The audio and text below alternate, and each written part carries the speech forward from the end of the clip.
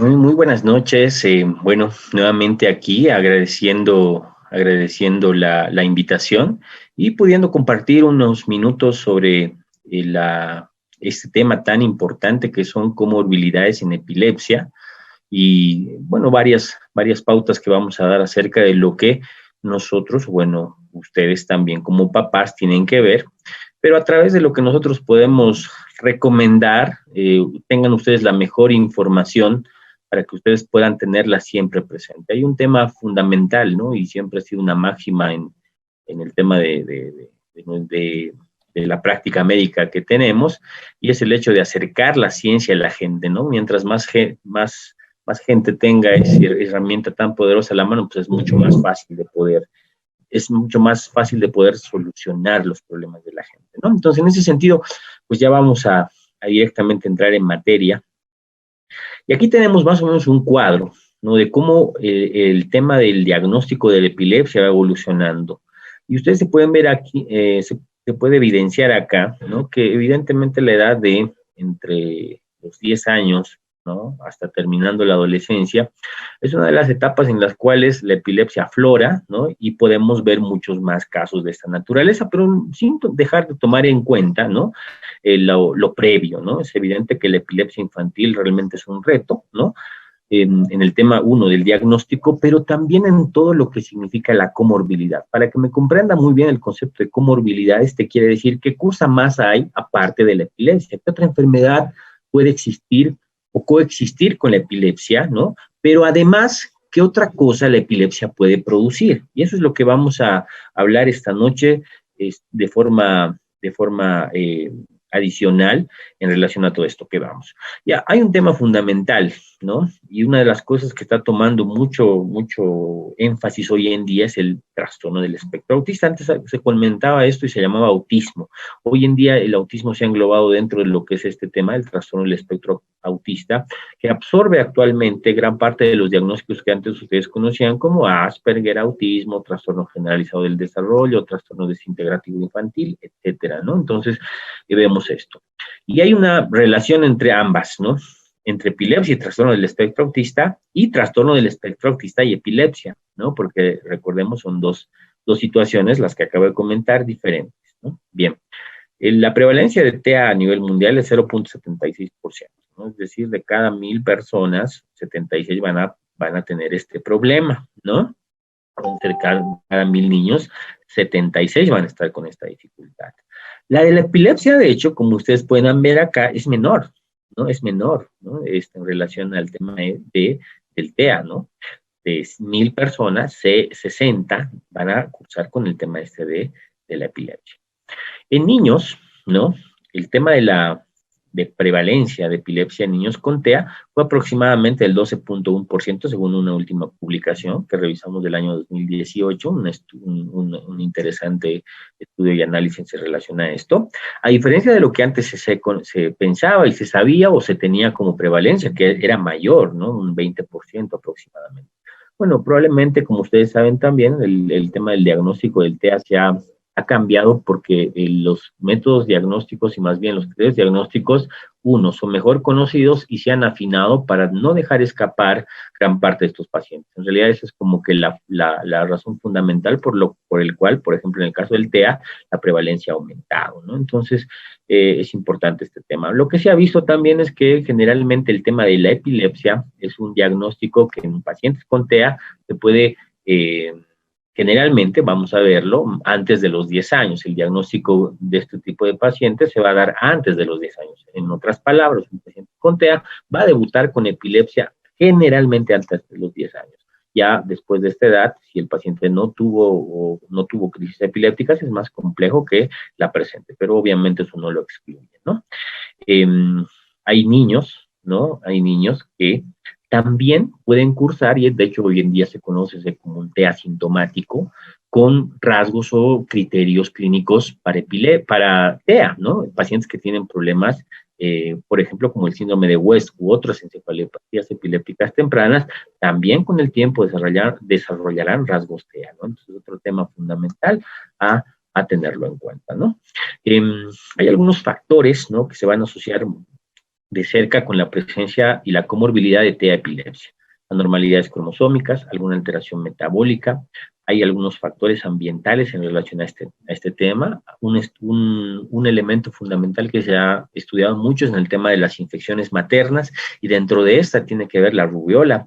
Hay un precursor de estos elementos, que es la interleucina 6, que hoy en día se ha visto muy de cerca en relación con el TEA, es decir, puede existir o podría existir, según algunas hipótesis, una relación directa de inflamación real durante el embarazo, en una infección, en este caso rubiola, de forma más específica, y que se genere TEA posteriormente, ¿no? Ictericia neonatal es otro elemento que está ahí en análisis para tenerlo en cuenta, ¿no?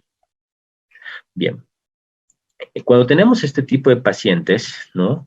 Es evidente que controlar adecuadamente la epilepsia será el camino para que esta comorbilidad no nos dé tantos problemas más adelante. Como ustedes ya saben, pues de por sí el TEA, sobre todo desde inicio temprano, cuando lo detectamos de forma temprana, o por lo menos cuando lo vemos, el paciente con TEA, nos va a dar dificultades, nos va a dar dificultades en aspectos cognitivos, sociales, lenguaje, etcétera, ¿no? Sin embargo, la epilepsia puede empeorar este tipo de situación. Tenemos muchos pacientes en los cuales generalmente tienen TEA y después debutan con epilepsia. Es evidente que si nosotros no logramos un adecuado control de este tema, ¿no? Entonces, evidentemente podemos tener otras dificultades, porque como vamos a ver más adelante, la epilepsia puede generar alteraciones cognitivas, ¿no? Entonces, es un tema a tener en cuenta, y los pacientes o mamás, papás que tienen este tipo de situación, a tomar muy en cuenta lo que acabamos de comentar. Otro de los elementos fundamentales en este tema de la epilepsia es el tema de los trastornos psiquiátricos. Y más hoy en día, creo que este tema es fundamental hoy en día para que nosotros lo tomemos en cuenta, porque incluso ya es una pandemia de problemas neuropsiquiátricos que vamos a afrontar en los siguientes meses y años, inclusive, que va a ser muy difícil de salir por el fenómeno que se está dando actualmente. Ya de por sí, el tema de la epilepsia y tener un problema de orden crónico, como lo es la epilepsia, genera cierto tipo de ansiedad en un núcleo familiar. Y es evidente eso para los padres, como tanto para el niño o la niña que cursa con este problema, ¿no? Entonces, es muy importante el poder detectar este tipo de problemas en los niños y tratarlos adicionalmente al TEA. Sin duda alguna, como comentamos allá en la diapositiva, ¿no? Es cierto que muchas veces, y ese es otro reto para nosotros los neuropediatras, y también nos interesa mucho lo que dicen los papás, ¿no? Es el tema de el diagnóstico de algún tipo de crisis epiléptica que podrían parecer problemas psicógenos. Hay un tipo de epilepsia de orden del lóbulo temporal, ¿no? Que es la que generalmente se puede confundir con crisis psicógenas, recordando muy bien que las crisis del lóbulo temporal generalmente vienen con este tipo de manifestación, más que con movimientos tónico-clónicos o las convulsiones clásicas que ustedes conocen, ¿no? Entonces, es un tema fundamental, primero, el hacer un diagnóstico diferencial cuando hay un paciente que tiene un trastorno de esta naturaleza, y segundo, cuando un paciente ya tiene epilepsia, generalmente puede llegar a desarrollar este tipo de trastornos. Será deber uno de los papás identificar este tipo de situación para poder acudir a su control, y posteriormente dos, para el neurólogo, el detectar este tipo de problemas y darle un tratamiento oportuno, porque el tratamiento igualmente de esta comorbilidad, que generalmente son trastornos de ansiedad generalizados o trastornos depresivos, será un factor fundamental para darle una mejor calidad de vida a una paciente, ¿no? Entonces, es muy importante el tema de las terapias, ¿no? Por supuesto que nosotros tenemos este tema del tipo de percepción que puede existir en este tipo de familia, es un problema y una barrera a tomar muy en cuenta, ¿no? Entonces, otro tema muy importante es también el tratar a la familia. Los núcleos familiares a veces se van a descontrolar por cierto tipo de situaciones, en este caso epilepsia. Tenemos muchos papás, y de hecho hay un síndrome que se llama el síndrome del cuidador quemado, en el cual los papás, los cuidadores ya están cansados cuando tenemos pacientes que tienen problemas de orden crónico y estos no se pueden controlar. Será importante y medida para nosotros poder tomar en cuenta también este aspecto y tomar en cuenta la familia, porque finalmente ellos son un factor fundamental de éxito para este tipo de situaciones. hemos comentado el tema este de los problemas de orden epiléptico psiquiátrico, ¿no? Que ya es evidente que siempre hay que tomarlos en cuenta para el tema de un diagnóstico oportuno, ¿no? En el tema este del tipo de crisis, lo que habíamos comentado hace un momento es un fenómeno importante, ¿no? Y para poder diferenciar de si se trata o no de alguna crisis de orden psicógeno, estos elementos de la clínica de los pacientes es también vital para este tipo de situación. Hay un tema fundamental acá también que es importante mencionar, hacer un adecuado diagnóstico, puesto que en el último tiempo estamos teniendo un sobrediagnóstico de ciertos problemas como son el trastorno del espectro autista y la discapacidad intelectual, y esto nos puede dificultar, puesto que cuando tenemos este tipo de pacientes, uno tiene tendencia a incluso poder medicar o dar un tratamiento no adecuado, no dirigido a este tipo de problemas, y por lo tanto este tipo de situaciones nos pueden generar más problemas a la larga. Y otro tema, incluso en el tema este de los fármacos antiepilépticos, es un tema fundamental el tomar en cuenta este tipo de situaciones. ¿Por qué? Los fármacos antiepilépticos también pueden generar cierto tipo de problemas sobre la conducta, ¿no? Entonces, tanto de uno u otro lado, el diagnóstico adecuado nos permitirá dar un tratamiento oportuno y nos permitirá además que no demos tratamientos de más, que obviamente en neuropediatría o neuropsiquiatría, los tratamientos generalmente van a tener sus efectos adversos. En este caso, hablando de fármacos antiepilépticos, ¿no? Tenemos también el tema de la parálisis cerebral y la epilepsia, ¿no? Entonces, es un tema que hay que tomarlo en cuenta. Esto sí es mucho más frecuente, ¿no? Es mucho más frecuente el tener parálisis cerebral y epilepsia, puesto que sabemos que gran parte de las parálisis cerebrales tienen un origen orgánico en el cerebrito, ¿no? Es decir, un daño estructural que va a generar el tema este de la parálisis cerebral, y por ende, ¿no es cierto?, el tema de la epilepsia. Entonces, otro fenómeno fundamental, generalmente este tipo de pacientes requieren 2 o 3 medicamentos, y los que tenemos experiencia en este tema, es importante tener en cuenta este otro elemento a la hora de ver un paciente con parálisis cerebral. Hay factores, indudablemente, que harán menos probable la remisión de la epilepsia en parálisis cerebral, y son todos los que estamos mencionando acá, ¿no? El tipo de crisis, el sexo masculino, consanguinidad, las parálisis cerebrales mixtas generalmente nos da más problemas. La prematuridad es un tema importante hoy en día, hoy que es el Día Mundial del Prematuro, ¿no es cierto?, 17 de noviembre, recordar muy bien que este es un factor fundamental en el tema del neurodesarrollo y un grupo de edad al cual hay que focalizarnos muy bien para evitar este tipo de problemas más adelante. Las crisis que se inician antes de los 5 años, ¿no? El tener múltiples tipos de crisis, etcétera, ¿no? Son elementos que nos van a hacer que este tipo de problema, la parálisis cerebral y epilepsia, sea mucho más difícil de hacer un tratamiento corto, ¿no? Sea mucho más adelante. Bien, en relación a este tema, aquí tenemos la gran mayoría de comorbilidades que vamos a tener y cómo se va a comportar finalmente en estos grupos de edad, ¿no? Entonces ahí, con mucho, vamos a tener el tema de trastornos de orden psiquiátrico, como pueden ser el trastorno de ansiedad y el trastorno depresivo que había comentado, ¿no?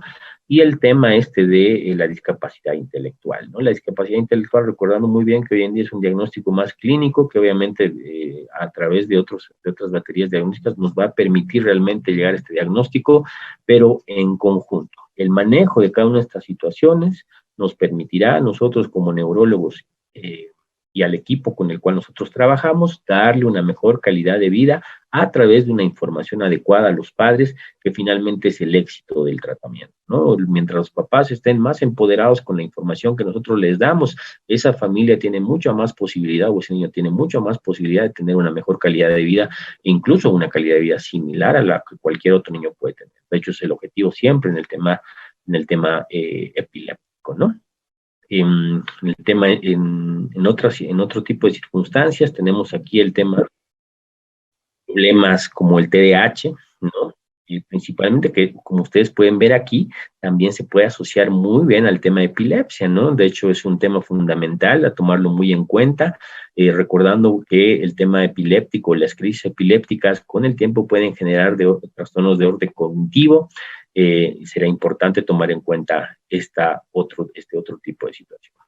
Finalmente, los objetivos que nosotros tenemos a la hora del manejo de la epilepsia para evitar deterioro cognitivo es Todo esto se resume en un diagnóstico oportuno y en un manejo temprano del problema, ¿no? Hoy en día, con el tema genético, tenemos que ser bastante cuidadosos, puesto que, como ustedes pueden ver aquí en la diapositiva, hay problemas específicos que pueden requerir tratamiento incluso preventivo, ¿no? Hay ensayos en los cuales problemas del complejo de esclerosis tuberosa se tratan de forma temprana con vigabatrina para evitar problemas cognitivos más adelante. Eso se llama tratamiento presintomático, ¿no? Entonces, todo este elemento y todo este tipo de objetivos que estoy mencionando en el tema este del control de crisis, de los fármacos antiepilépticos, incluso aquí al último habla de la cirugía de epilepsia.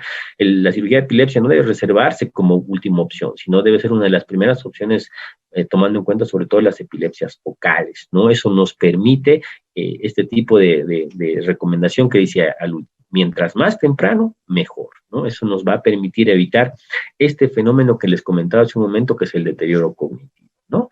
Bueno, muchas gracias. Es evidente que muchas veces nada más se encuentra en una encrucijada con el tema de la crisis epiléptica, y los dejo con una imagen de mi La Paz, ¿no? Ahí ven a mí me encanta la astronomía, aquí la luna, Júpiter y Saturno. Aquí se ve mejor la luna, Júpiter y Saturno sobre la hermosa ciudad de La Paz, de donde vengo.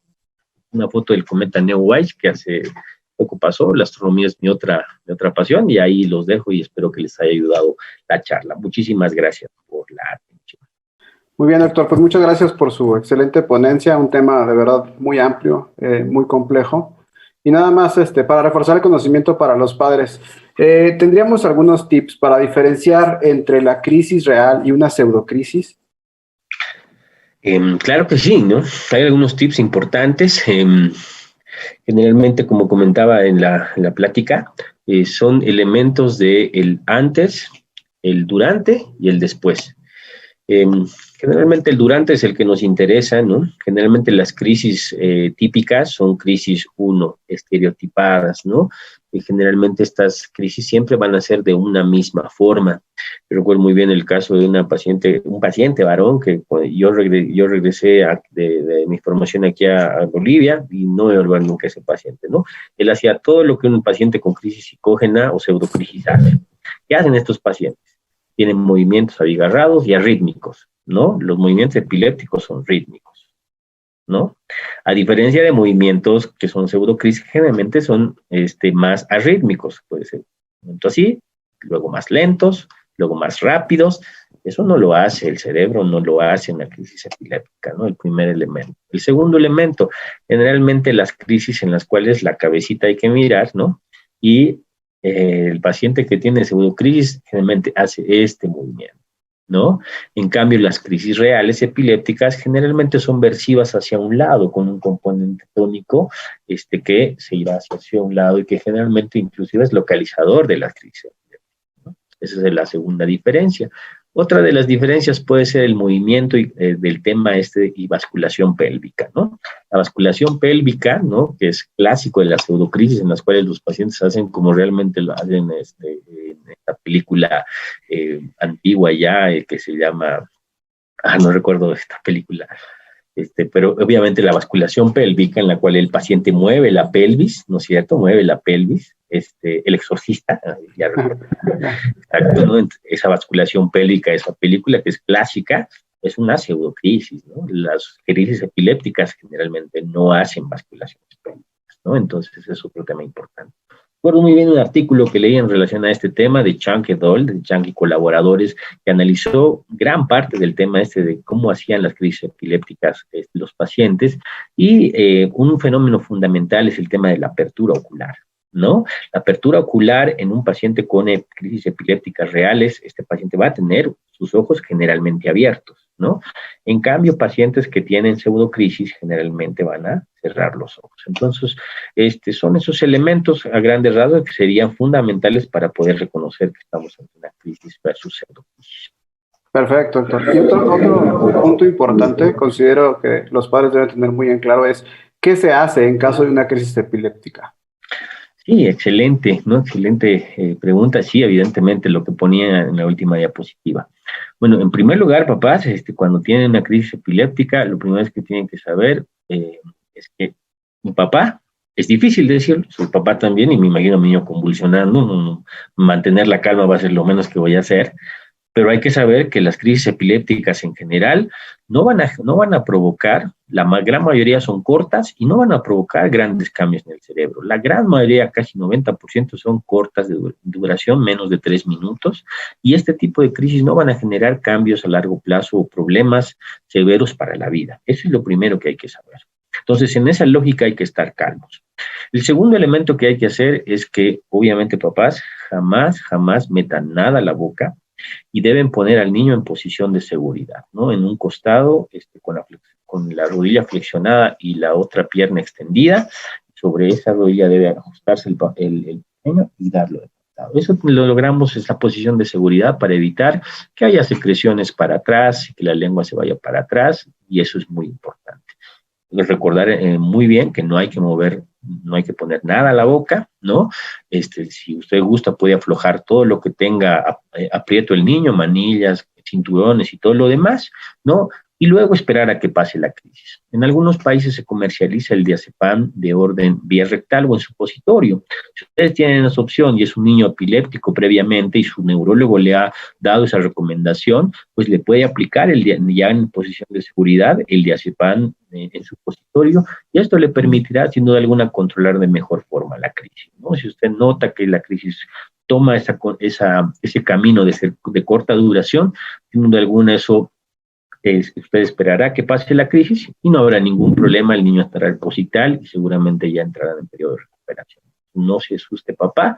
Es evidente que si la crisis empieza a durar más de 5 minutos, a pesar de que usted aplica diazepam y todas las medidas que ha visto, sí será importante que usted busque a su neurólogo o acuda al centro de salud más cercano para algún tipo de consideración médica adicional para un tratamiento adecuado, ¿no? Entonces, esas serían las recomendaciones para los papás en relación a esto.